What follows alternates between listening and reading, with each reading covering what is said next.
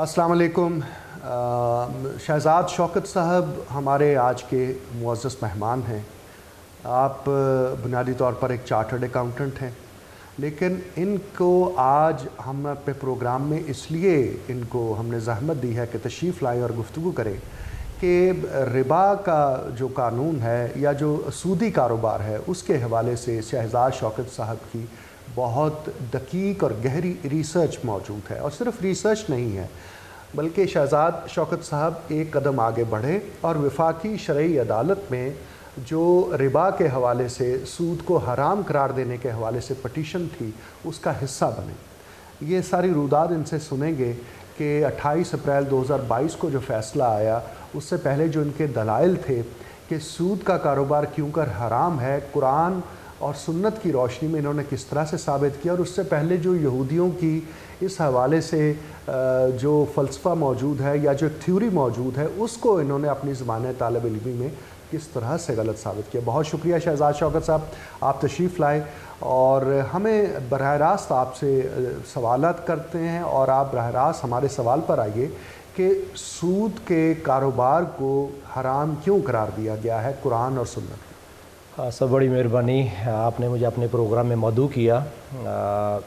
ये तो अल्लाह ताला की रहमत है कि अल्लाह ने आपके दिल में बात डाली है, मुझे यहाँ बुलाया।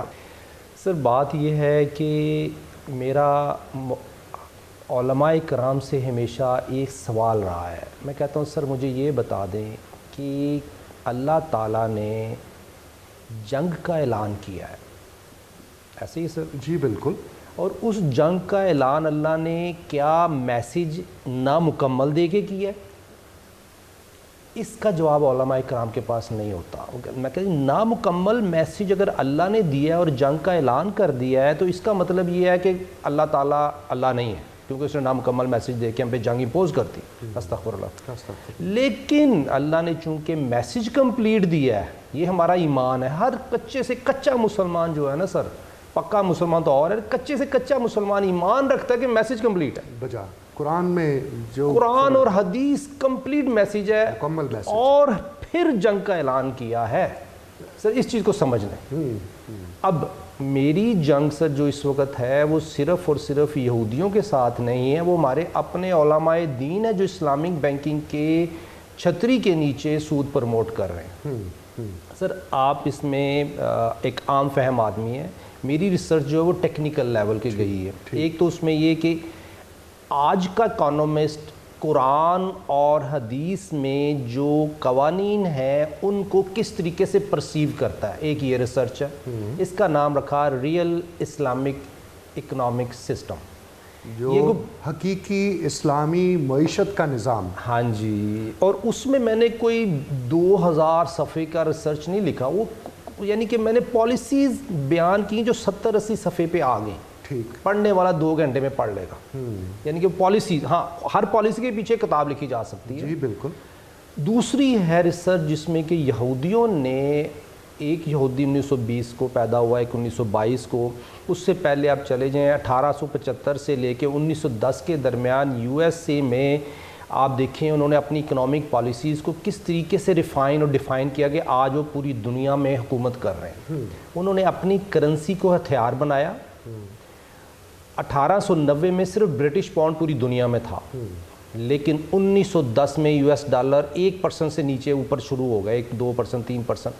1920 में यूएस डॉलर ने पाउंड को कम्पीट करना शुरू कर दिया, क्योंकि यूएस डॉलर एज ए हथियार यूज़ किया और सूद पे देना शुरू कर दिया। ठीक, उस वक्त उन्होंने पॉलिसीज़ अडॉप्ट की कि हमने दुनिया को अपना ग़ुलाम बनाना है सूद दे के।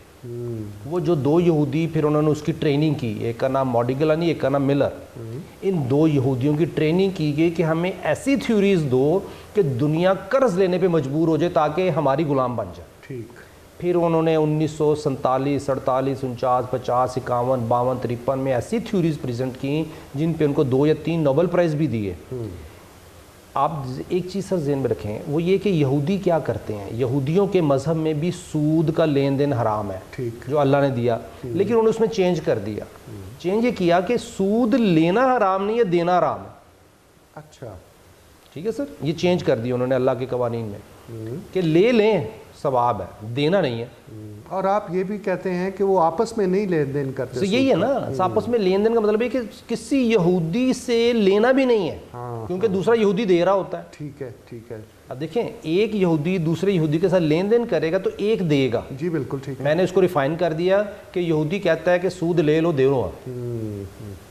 लेकिन जो थ्योरीज उन्होंने बयान की वो ये की कि जो सूद देगा उसकी वैल्यू बढ़ेगी। ठीक सर, ये बॉटम लाइन। और वो जो 2 + 2 = 6 वो करते हैं, और जिसको आपने साबित किया कि नहीं ये कुरान और हदीस की रोशनी में ऐसा मुमकिन नहीं है, वो क्या चीज़ है? सर वो ये है कि जब आप इनकी थ्योरी आई कि जी वैल्यू बढ़ जाती है जब आप सूद पे काम करेंगे। आप 2 रुपये अपने डालें, 2 रुपये कर्ज ले लें। मसलन आप एक बैंकर हैं जी, मैंने 2 रुपये अपने डाले, 2 रुपये की बजाय कह लें कि 2 लाख रुपए अपने डाल लिए, मैं आपके पास आया हूँ। हाँ जी। आप कहते हैं शहजाद साहब मैं आपको कर्ज देता हूँ 2 लाख रुपए सूद पे, ओके। तो मेरे पास 4 लाख रुपए हो गए। हाँ। अब मैंने 4 लाख पे काम करना है, 2 + 2 4 होने चाहिए, लेकिन फाइनेंशियल इकोनॉमिक्स की रूप में अब मेरे ऊपर 2 लाइबिलिटियाँ एक्स्ट्रा आ गई। अच्छा जी। एक ये कि मैंने आपको सूद देना है, उसकी प्रेजेंट वैल्यू आज की क्या है वो आ गई। दूसरी मैंने किस्त उतारनी है, उसकी वैल्यू आ गई। तीसरा ये कि मेरा रिस्क बढ़ गया मैंने compete करना है उस दोस्त के साथ जो सूद के बगैर काम कर रहा है, उसको जिसको 22% नहीं देना। ठीक है। तो अब ये 2 + 2 0 इस तरीके से हो जाता है कि मैंने जो 2 रुपये अपने डाले थे, अब मैंने उस 2 रुपये के ऊपर लाइबिलिटी क्रिएट की कि आपको कहा कि मैं आपको फिक्स्ड इनकम दूंगा अगले 10 साल सूद पे। जी ठीक है। अब आपने नॉर्म सुना होगा, बॉन्ड के ऊपर इंटरेस्ट मिलता है। इंटरेस्ट की वैल्यू जो मार्केट ट्रेड होता है, स्टॉक एक्सचेंज में जाएं, सिंगापुर में, हांगकांग में, वहाँ स्टॉक एक्सचेंज है जहाँ पे कि इंटरेस्ट बॉन्ड सेल परचेज हो रहे होते हैं कि जी हामिद वली साहब ने ये साइन किया है कि वो ये इंटरेस्ट अगले 10 साल देंगे, ये बॉन्ड है। ठीक है। वो बॉन्ड मार्केट में ट्रेड हो जाता है, उसकी एक वैल्यू बन जाती है कि हामिद साहब की क्रेडिबिलिटी है, इन्होंने सूद देना है तो ये कहा। सो उसकी एक वैल्यू आपकी इक्विटी वैल्यू से निकल जाती है। ठीक है। तो इसका मतलब ये हुआ कि जिसने सूद देना है उसकी इक्विटी वैल्यू उतनी वैल्यू से जितनी के फ्यूचर में उसने कमिटमेंट किया देने की वो निकल गई। ठीक है। क्योंकि वैल्यू तो वैल्यू है, हवा में तो वैल्यू नहीं क्रिएट होती। तो इसका मतलब ये हुआ कि 2 + 2 0 हो गया मेरा काम। जब मेरा जो 2 + 2 0 हो गया तो आपके पास जब गया, आपने तो 2 रुपये मेरे साथ डाले थे और तो कुछ नहीं डाला, बहैसियत बैंकर के। हाँ, बहैसियत बैंकर। 2 = 0 = 4। अच्छा, आपके 4 बन गए, 2 + 0 4 हो गए, मेरे 2 + 2 0 हो गए। सो बेसिकली जब भी सूदी ट्रांजैक्शन होगी उसमें एक पार्टी जो सूद दे रही है उसकी इक्विटी वाले वैल्यू डिस्ट्रॉय होती है, और जो सूद ले रही है उसकी इक्विटी वैल्यू डिस्ट्रॉय नहीं होती, उसकी बढ़ जाती है। कुरान में आप देखें, शरिया कोर्ट में खड़े होकर मैंने हज़रत साहब से, चीफ जस्टिस साहब से कहा, मैं कहा सर देखें आप कुरान की आयत और उसकी हिकमत एज एन इकोनॉमिस्ट देखें। आप देखें कुरान पाक में अल्लाह फरमा रहे हैं कि वो सूद जो तुम देते हो कि तुम्हारी वैल्यू बढ़े, नहीं बढ़ती। ठीक। अब मैं स्टूडेंट हूँ, मैं बैठा हूँ क्लास में, मेरे टीचर ने पढ़ाया कि सूद दो वैल्यू बढ़ा लो। मैंने कहा सर, मकबूल साहब अल्लाह ताला उनको हयाती दे, आज भी माशाल्लाह हयात हैं, सेहतमंद हैं। मैंने कहा सर आप ये जो मुझे पढ़ा रहे हैं कुरान के मुनाफी है। उन्होंने कहा बेटा मैंने आपको पढ़ाया, इनको नोबेल प्राइज़ दिया गया, ये साबित है, ये देखो। उन्होंने साबित किया मेरे सामने, मैं खड़ा, दिल में मेरा दिल रो रहा था कि कुरान गलत नहीं हो सकता, मेरा जो उस्ताद है ये गलत पढ़ा रहा है, लेकिन जो उस्ताद लिखा रहा है पढ़ा रहा है वो बिल्कुल ठीक पढ़ा रहा है। वो टेक्स्ट बुक से पढ़ा रहा है, वो लॉजिक है सर, टेक्स्ट बुक रिसर्च है पीछे पूरी। हाँ, पूरी रिसर्च मौजूद। सर उसके बाद मैंने अपने रब से कहा या अल्लाह मेरी मदद कर उस रिसर्च को क्रैक करने में। फिर अल्हम्दुलिल्लाह रब्बिल आलमीन, अल्लाह ने मुझे तौफीक दी, मेरे नसीब में ये नेकी लिखी। मैं 1998-99 की बात कर रहा हूँ। ओके। तो मैंने उसको क्रैक किया अल्हम्दुलिल्लाह, अल्लाह के हुक्म से इस पोजीशन में आया कि मैं उस थ्योरी के अंदर जो छुपे हुए लकूने थे वो निकाल के बाहर ले आया।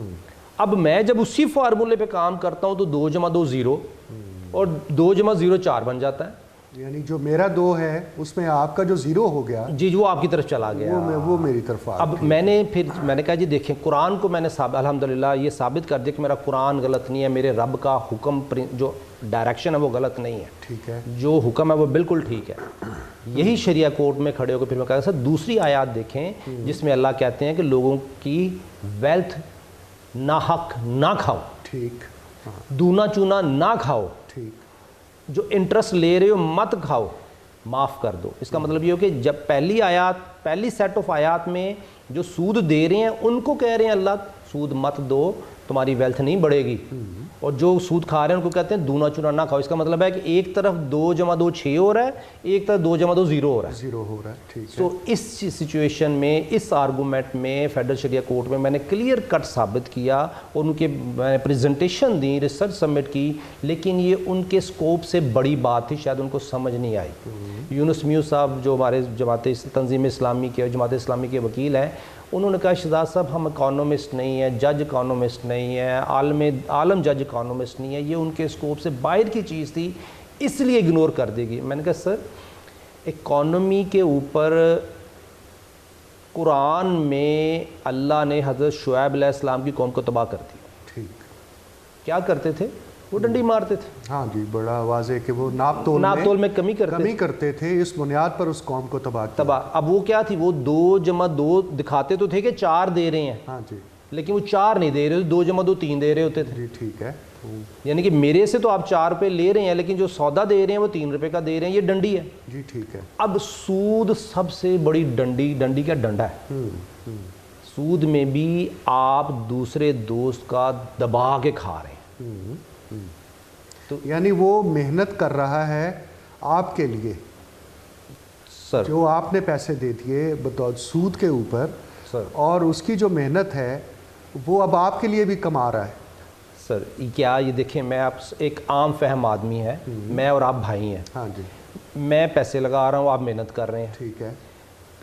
इस्लाम हमारा मज़हब है इक्वालिटी, फेयरनेस, जस्टिस, इसको उर्दू में कह लें कि इंसाफ है, इंसाफ और मुनसिफाना अंदाज में हाँ है, जी, और मुसावात है। हाँ जी, मुसावात, ठीक है। अब मैं कहता हूँ हामिद भाई आप पैसा मेरा, काम आप करेंगे, अगर लॉस हो गया तो वो मेरा होगा, तो आपका, मेरा नहीं, और मुनाफा होगा तो आप उसमें शेयर हो। उसमें शेयर। क्या ये मुनसिफाना बात है? ये नहीं लगती मुनसिफाना नहीं। हाँ। कुरान, और बैंक यही करता है, बैंक यही करता है कि जनाब मैंने आपके पैसे अगर 2 लाख आपका था, 2 मैंने दिया है, अब आपका अगर डूब जाता है तो मैं कोलेटरल जो आपने मुझे ज़रे ज़मानत रखवाया है जी, वो मैं ज़ब्त कर लूँगा सर, और वरना और आप प्रॉफिट कमाएंगे तो मैं उसमें हिस्सा लेता रहूँगा। सर क्या इस्लाम मुनसिफाना मज़हब नहीं है?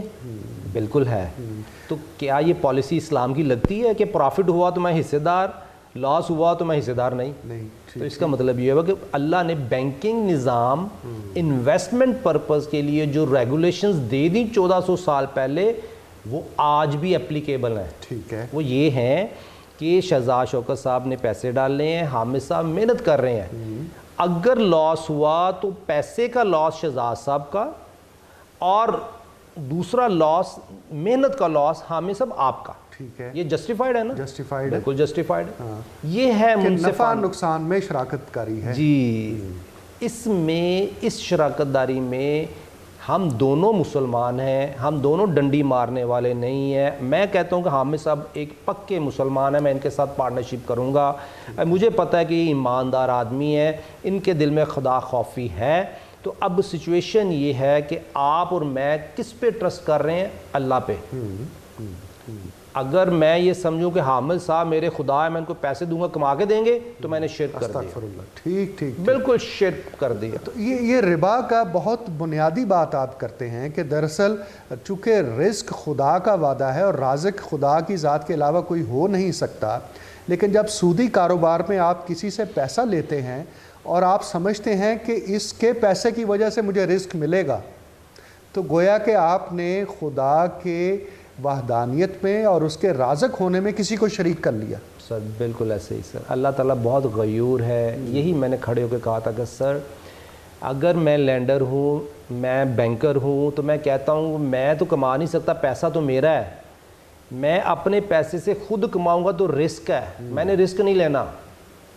मैं ये करता हूँ कि मैं ये पैसा फ़लाने दोस्त को देता हूँ जो कि रिस्क लेगा और मुझे फ़िक्स सूद दे देगा। इसका मतलब है मैंने उसको खुदा बना दिया। اب مجھے اللہ پہ بھروسہ نہیں ہے کہ میرا رب مجھے رزق دے رہا ہے, مجھے بھروسہ اس آدمی پہ ہے جو کھڑا ہوا ہے مجھے سود دینے کے لیے. سود دینے کے لیے. اب سر اس کی انٹرسٹنگ حامد بھائی دوسری طرف کی سچویشن دیکھیں. جی جی. جو بندہ سود دینے کی کمٹمنٹ دے رہا ہے, ہاں, وہ کیا کر رہا ہے؟ وہ یہ کہہ رہا ہے کہ اے میرے بینکر دوست, تم مجھ سے کولیٹرل لے کے پیسے دے رہے ہو, میں بڑا خوش ہوں, میرا ویلیو بڑھے گی, میرا کولیٹرل میرا رہے گا, میں تمہیں سود بھی دوں گا, اور کل کو قیامت بھی آئے 3 دن بعد, 6 دن بعد, 6 مہینے بعد, لیکن میں تمہیں 10 سال کی کمٹمنٹ دے رہا ہوں سود کی, فیوچر کی کمٹمنٹ دے رہا ہوں سود کی, اور میں دیتا رہوں گا تمہیں سود جب تک تمہارا یہ میں قرض نہ اتار دوں. تو وہ جو بینکر تھا اس نے چھوٹا گناہ کیا ہے, اس نے چھوٹا گناہ, شرک چھوٹا گناہ ہے. جو سود دینے والا ہے وہ اللہ کا شریک بن بیٹھا ہے. ارے اللہ, استغفر اللہ, استغفر اللہ, استغفر اللہ. سو اللہ کا شریک بننا شرک سے بڑا گناہ ہے, اس سے بڑا گناہ بجا. تو ہم جو اس وقت پاکستانی ہیں, پوری دنیا کی مسلم امہ ہے, پوری دنیا کے جو لوگ ہیں وہ سودی نظام میں 1890 سے لے کے 1910 تک جو جیوز اور US کی پالیسیز بنی تھیں اس میں ہم سب ماڈرن سلیو بن چکے ہیں. اور آپ یہ بھی کہتے ہیں کہ اگر 1990 میں ہمارا کوئی 60-100 کتنا قرضہ تھا اور آج وہ کتنے ارب ڈالر ہو چکا ہے, تو وہ بجائے اس کے کہ قرضہ ختم ہوتا, قرضہ بڑھتا چلا گیا ہے. سر بات یہ ہے کہ 1990 میں 711 ارب قرضہ تھا. ٹھیک ہے, 711 ارب صرف 711 ارب. اور اگر میں آپ کو 1947 سے لے کے 1970 تک چلا جاؤں, ہاں جی, تو پہلے 3 سال تو چھوڑ ہی دینا, ہم اس میں انڈین کرنسی یوز کر رہے تھے, آگے پیچھے جو بھی معاملات. 1950 سے 1970 تک 20 سالوں میں صرف اور صرف ہم پہ 30 بلین کا قرضہ چڑھا تھا. ٹھیک ہے, 30 بلین روپے کچھ بھی نہیں تھے, یعنی کہ ہم نے 40 لاکھ روپے پر ڈے کے حساب سے قرض دنیا سے لیا, جس میں US نے ہمیں ٹریپ کیا چند لاکھ ڈالر سے. 25,000 SDR IMF نے ہمیں اپروو کر کے دیا جو 2.5 لاکھ ڈالر تھے, جو ہم نے نہیں ویل کیے, اس کے بعد ہم قرض میں آتے گئے. وہ 40 لاکھ روپے کے حساب سے بڑھا. اس کے بعد جب ہمارا قرضہ 1990 میں 711 ارب ہوا, اور 711 سے جمپ ماری 2000 میں 3000 ارب ہوا, 3000 ارب سے ہم نے جمپ لگائی 2020 میں 30,000 ارب ہو گیا, اور 30,000 ارب 2020 سے 2023 تک 85,000 ارب آج ہم کھڑے ہیں. اور یہ آپ ڈالر میں بات کریں؟ نہیں, روپیز میں. ابھی اس کی بھی فنکاری دھونے. 85,000 ارب ابھی 31 مارچ کی جو رپورٹ آئے گی اس میں یہ کم ہو سکتا ہے اگر ہم ڈنڈی مار لیں.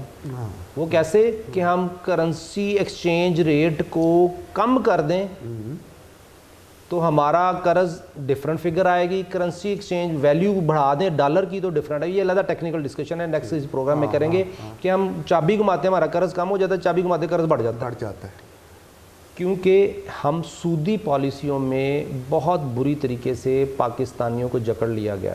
سر اس میں ایک پوائنٹ ہے حامد بھائی, کچھ عالم دین مجھ سے سوال کر, ایک پریزنٹیشن ہوئی, اچھا جی, انہوں نے کہا شہزاد صاحب آپ اس اسلامک بینکنگ کو حلال نہیں کہتے, اس کی وجہ کیا ہے؟ میں کہا سر یہاں رک جائیں, اسلامک بینکنگ کو حلال کیسے کرنا ہے اس کے بارے میں آپ مجھ سے ڈسکس کر لیں. ٹھیک ہے.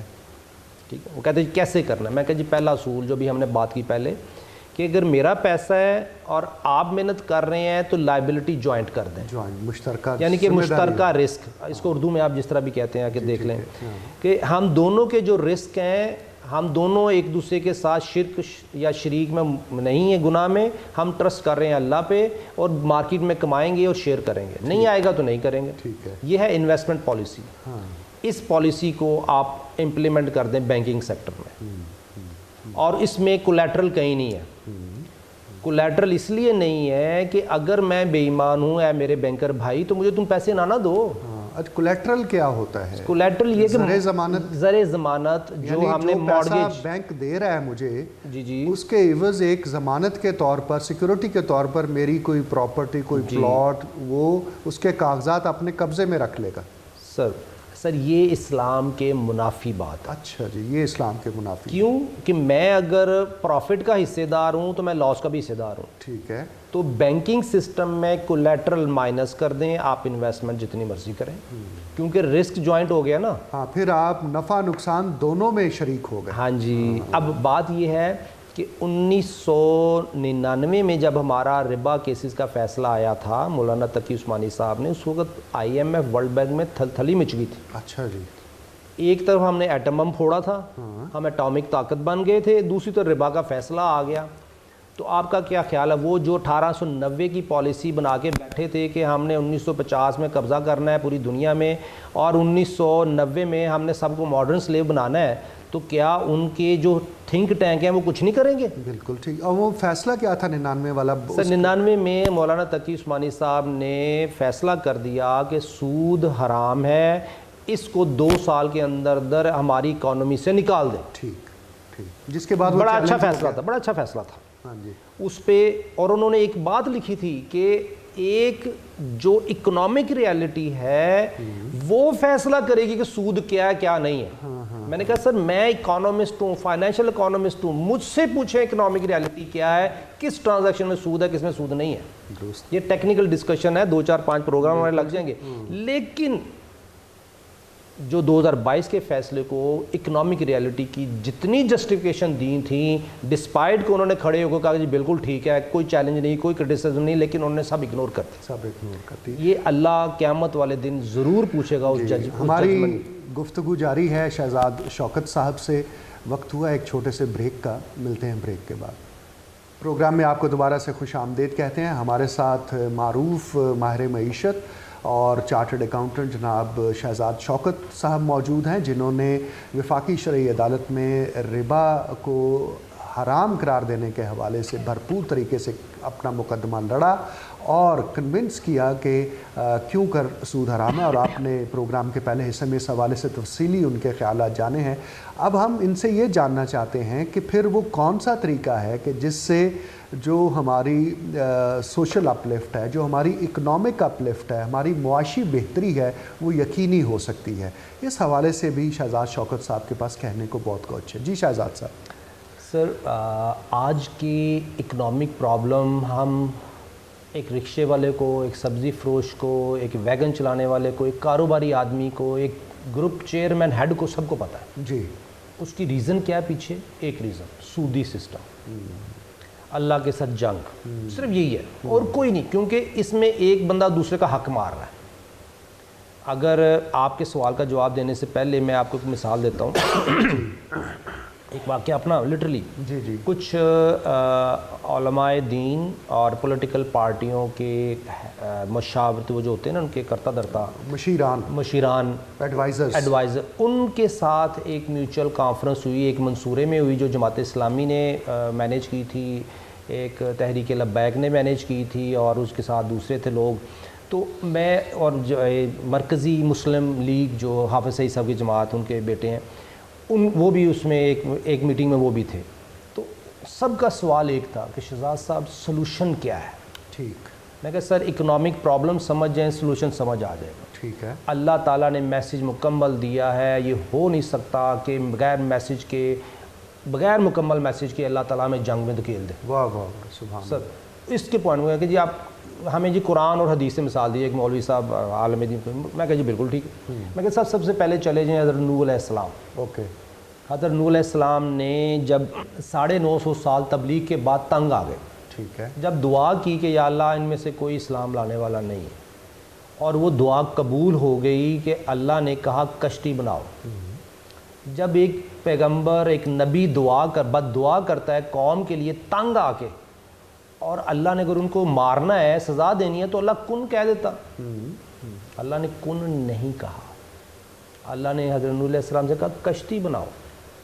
اس کے پیچھے کیا حکمت ہے؟ ایز این اکانومسٹ میں یہ دیکھتا ہوں کہ اللہ تعالیٰ اکنامکس ہے آپشن, کون سی بہتر آپشن ہے, کون سی بہتر آپشن نہیں ہے, کون سی آپشن اویل کرنی ہے, کہاں رسک زیادہ ہے, کہاں رسک کم ہے.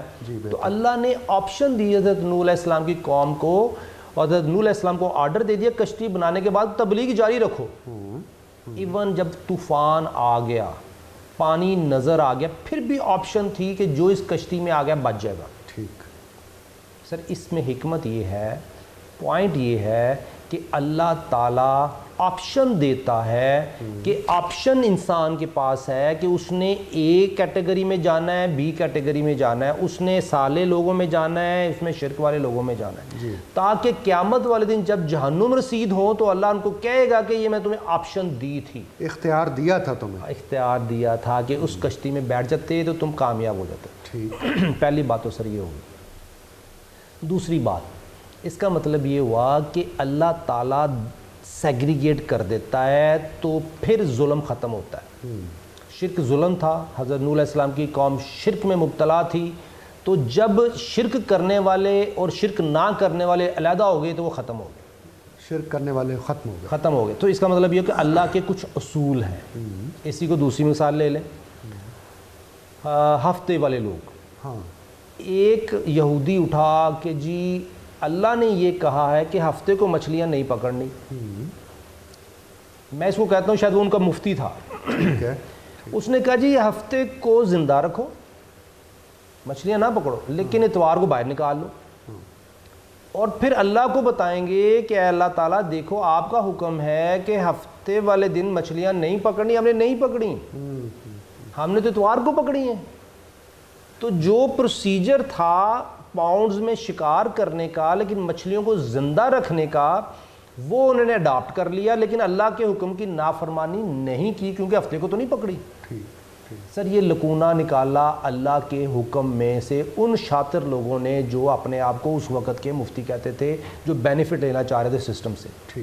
اس مفتی کے فتوے سے کیا ہوا، کیونکہ یہ نامکمل فتویٰ ہے، کہ ایک سیٹ امیر سے امیر تر ہو گیا، دوسرا سیٹ ان کو منع نہیں کرتا تھا، کہتے تھے سانوں کی، پنجابی میں نے کہ اگر یہ گناہ کر رہا ہے تو ہم کہہ رہے ہیں سانوں کی.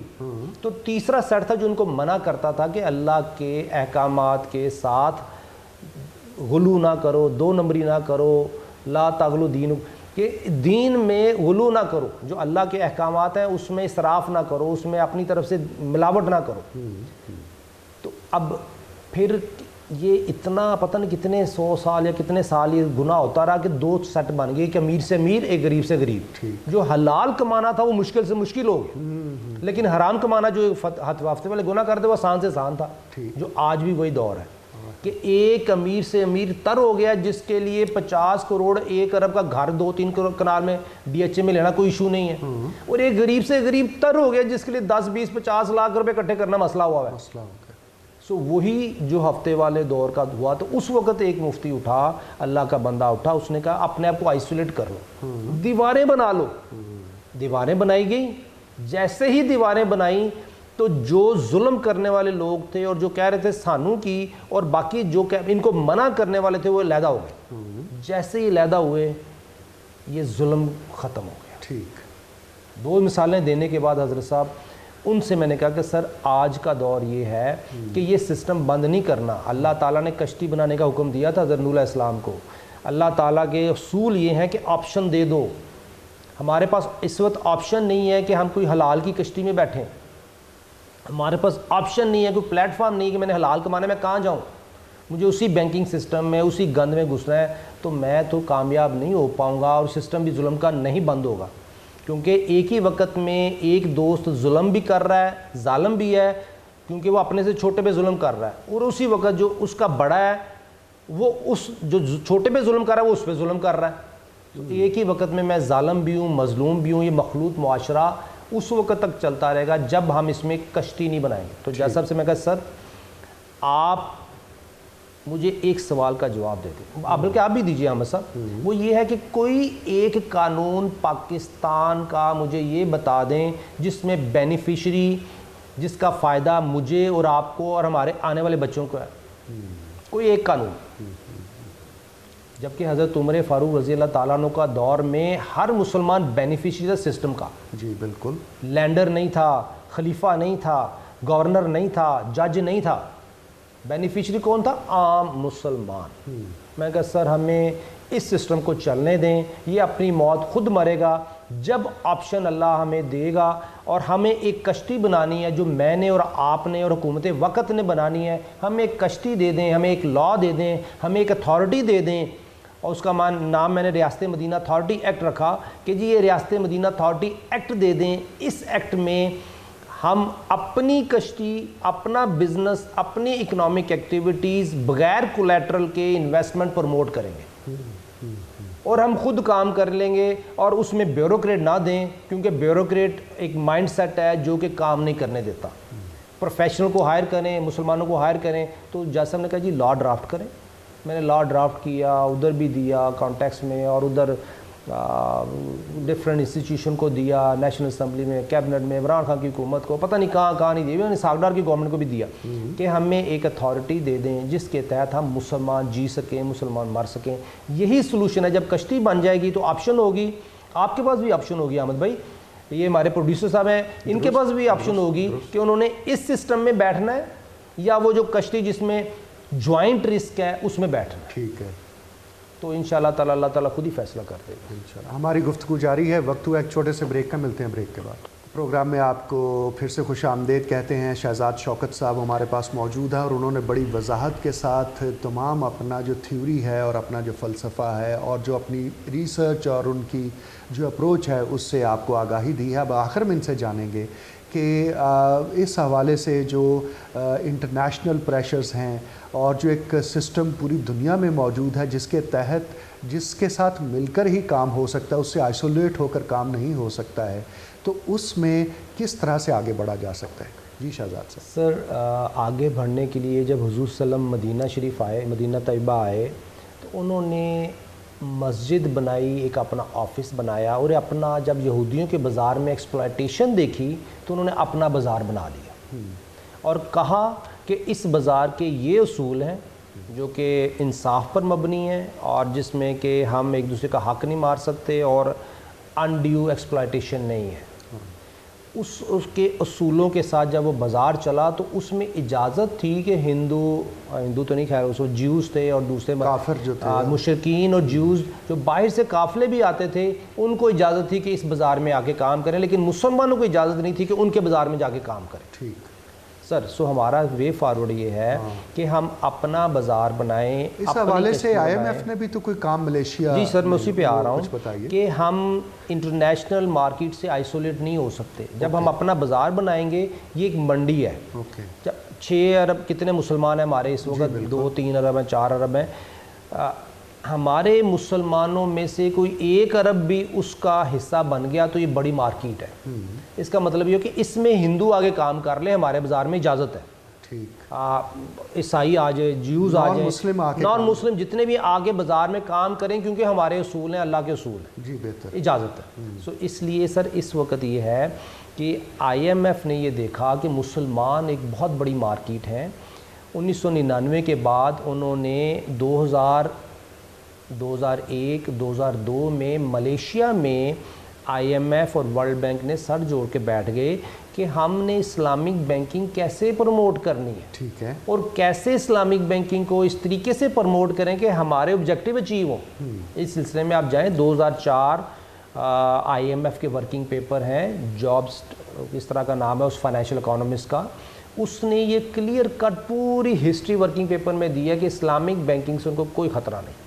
اسلامک بینکنگ وہی ہے جو کنونشنل بینکنگ ہے, اس میں بھی وہی لینڈر اتنا ہی کما رہا ہے جتنا کہ کنونشنل بینکنگ میں کما رہا ہے. تو Islamic banking is a good, basically یہ انہی کی ایک پروڈکٹ ہے کنونشنل بینکنگ, جنہوں نے آج کا کنونشنل سسٹم کھڑا کیا ہے, اسلامک بینکنگ انہی کی ہے.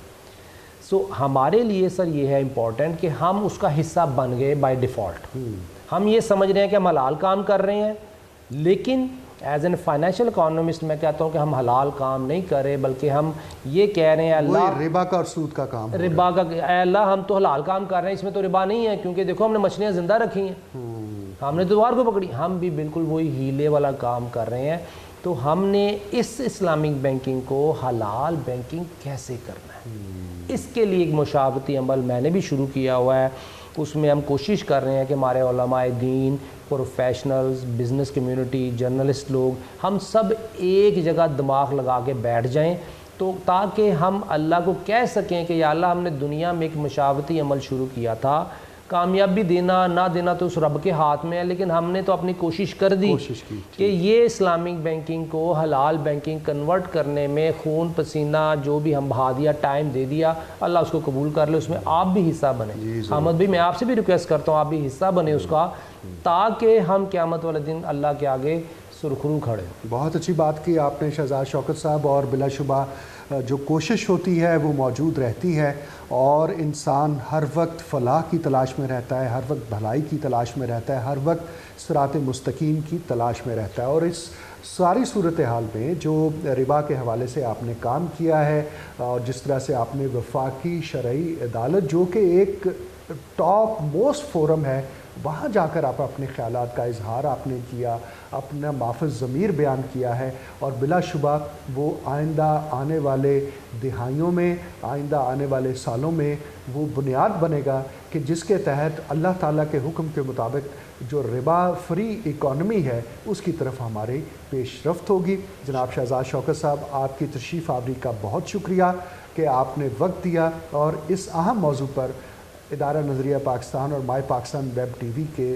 قارئین اور ان کے ناظرین کے لیے آپ نے وقت نکال کر اس کی وضاحت کی، بہت شکریہ۔